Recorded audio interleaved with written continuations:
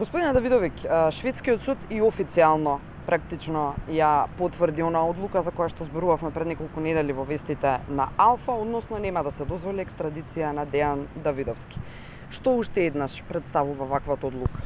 Ова покажува според она што е текстот на одлуката на Врховниот суд дека не постои такво кривично дело какво што се прикажува во квалификацијата на обвинителството е дека истото не подлежи на екстрадиција, односно шведскиот суд смета дека се работи за политичко кривично дело, зашто нема да изврши екстрадиција на Дејан Давидовски Дешо. Таму образлага шведскиот суд што е по негово мислење политичко кривично дело, дека е тоа знак на револт и дека овде тој револт искажан при изборот на председателот на собрание кој требал да се спречи од некоја група на луѓе. Тоа е размислување на шведскиот суд. Она што нас не тангира е дека сепак одбраната, тврдејќи го она во текот на постапката дека не постои кривично дело терористичко загрозување, навистина била во право и дека евентуално може да се работи за некои други кривични дела. Бевме сведоци на насилството и од тоа никој не бега.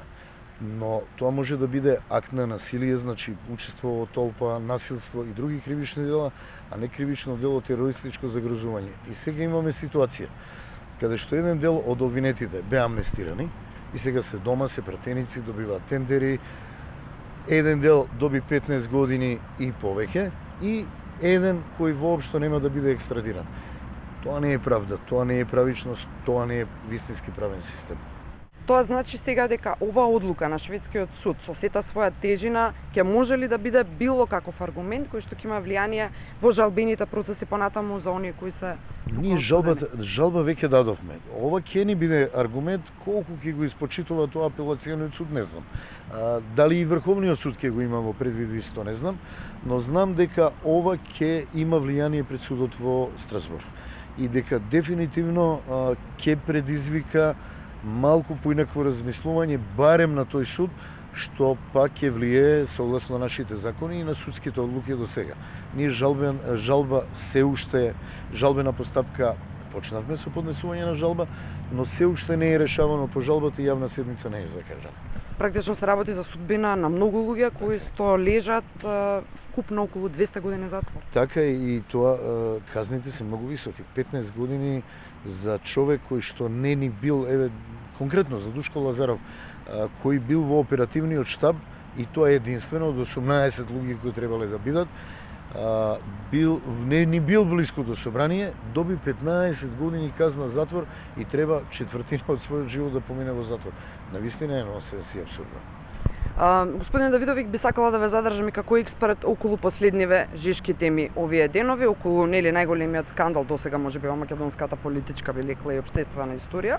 Рекет, како ги оценувате сите случувања, почнувајќи да речеме од испратената од притвор на Катица Јанева наредба до СЕОП сите последователни процеси на... Како да ви кажам, јас многу пати кажав дека правните реформи мора да се случат и ова само покажува колку нашиот систем е на ниски гранки, колку судството и обвинителството се паднати, а и други институции. Замислете, вие имате човек кој што е специјален јавен обвинител, во кој целокупната јавност полагаше надеж и сега во притвор. И он од притвор издава наредби, а институциите не се кадарни да го разрешат од функцијата која има. И она е се уште специјален јавен обвинител. И она може, замислете, да издаде наредба за нечиво приведување или барање за притвор, а и самата се наоѓа во притвор. Така да институциите очигледно не функционираат, очигледно правниот систем не е заживен и дека истата работа продолжува со години. Вие морате да ова мораме да го решиме. Значи, ние стававме многу работи под килим и тие наново излегуваа се уште пожестоки и по суштински проблеми правеа.